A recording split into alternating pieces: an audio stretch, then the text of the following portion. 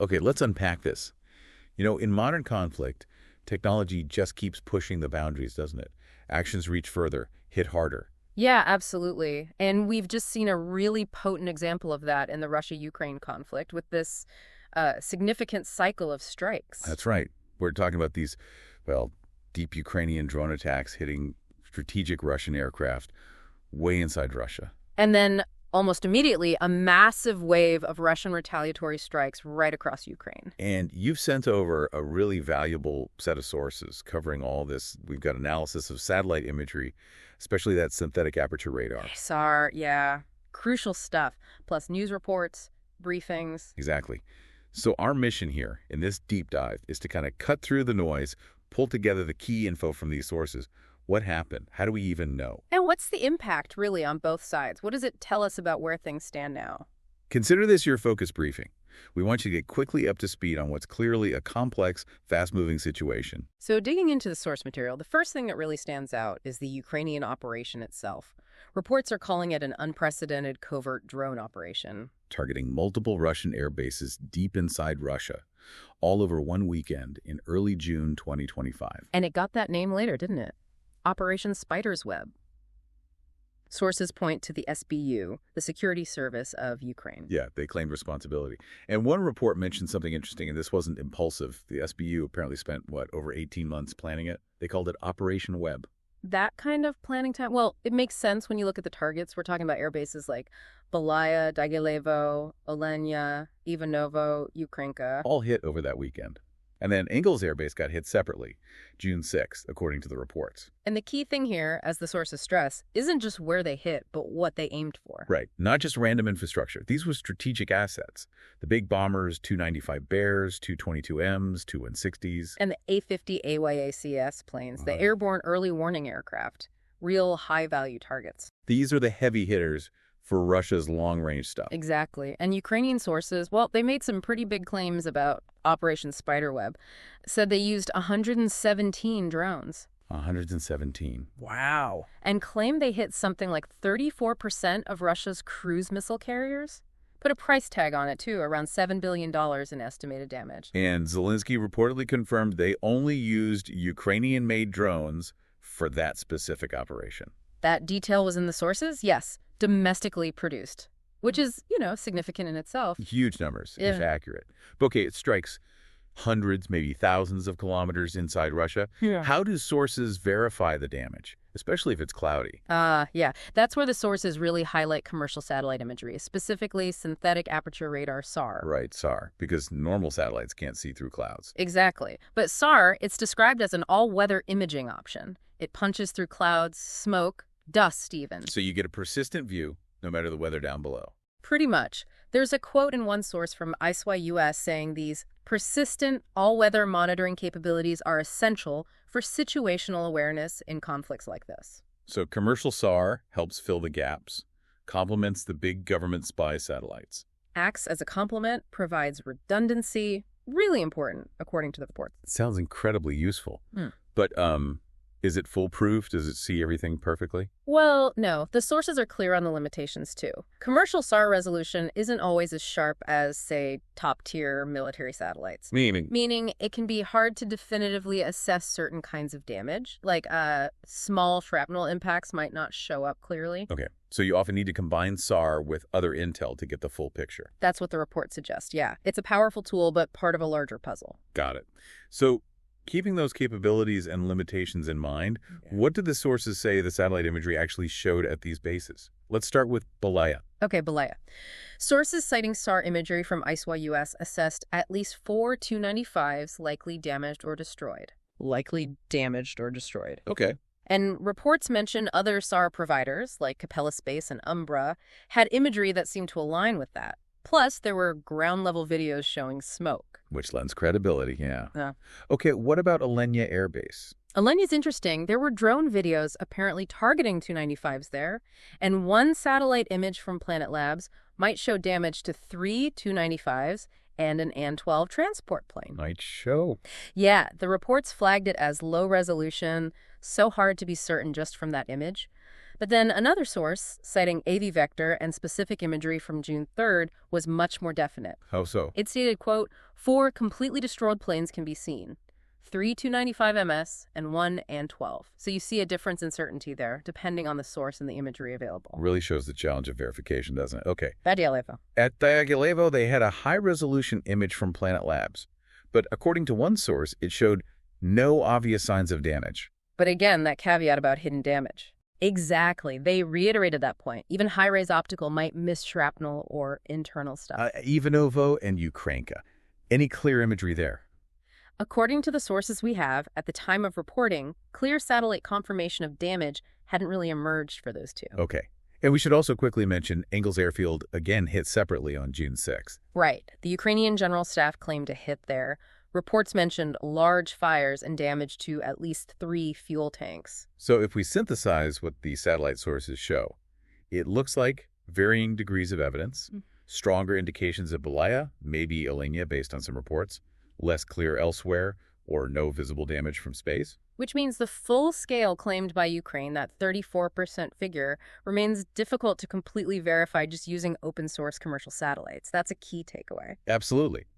But the sources also stress that even if the total number isn't exactly what Ukraine claims, any confirmed damage to these specific types of aircraft is a big deal. A very big deal. They emphasize that planes like the 295, 222M, 2-160 bombers, the A-50s, they cannot be repaired and board or replaced quickly, if at all. Really? Why not? Well, production lines are slow, complex. Sources point to Russia's difficulties getting the new 2-160 M2 bomber produced quickly as an example.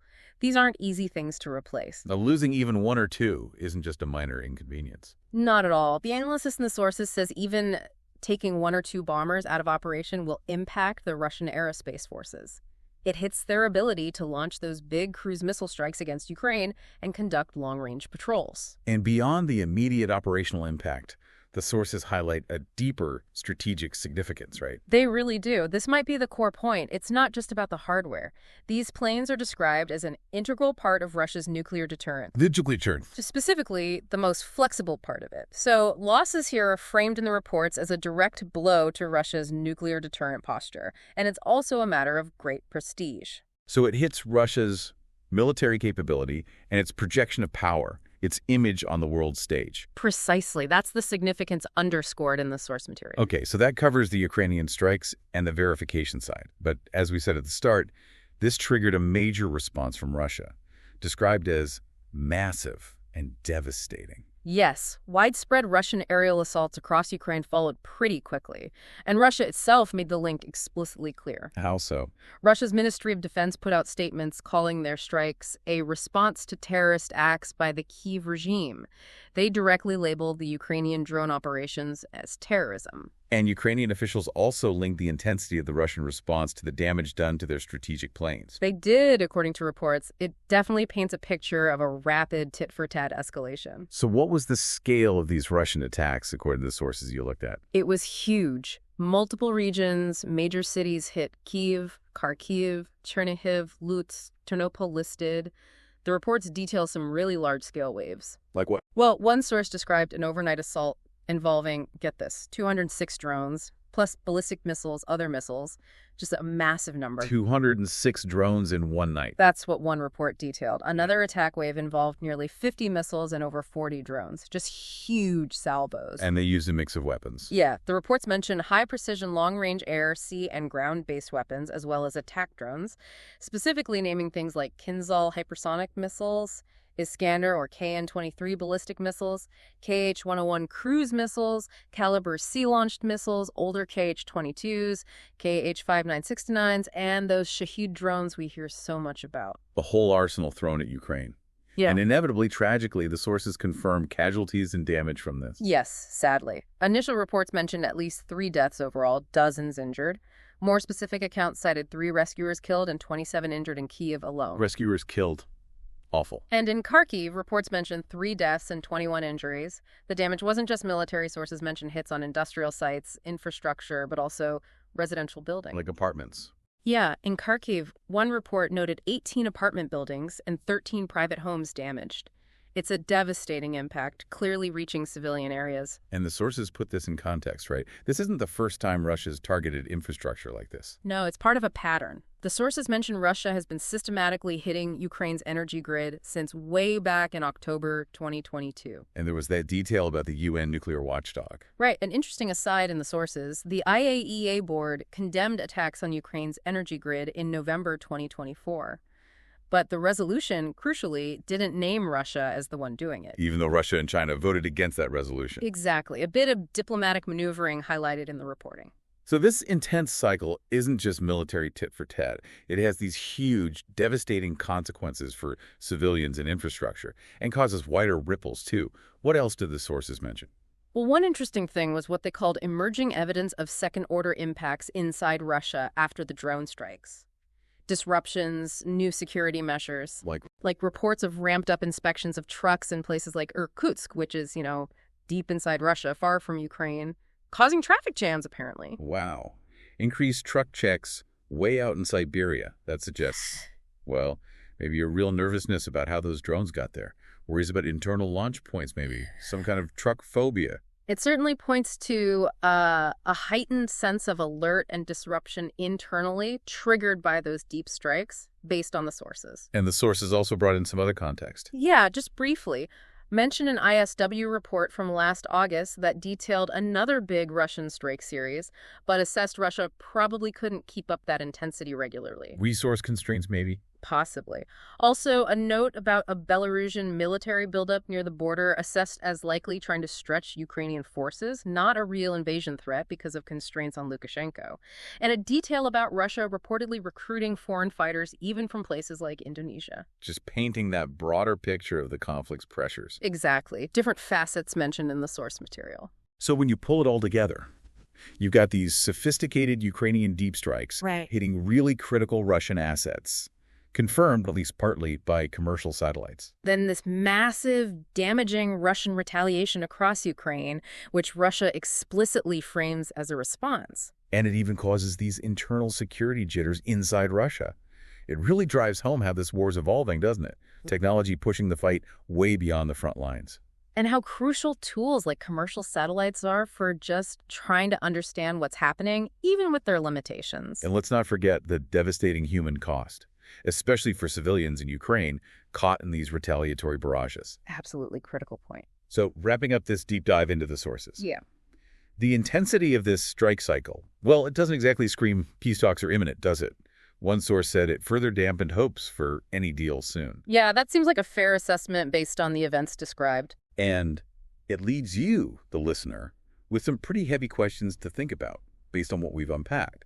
What's the actual long-term effect of these strike-counter-strike cycles?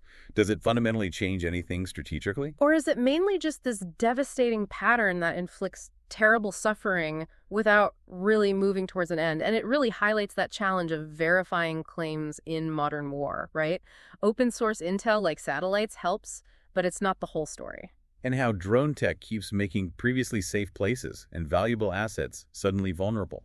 It changes the whole calculation. Definitely underscores why digging into the details from sources like these is so valuable, just to try and grasp the nuances of such a complex, ongoing situation.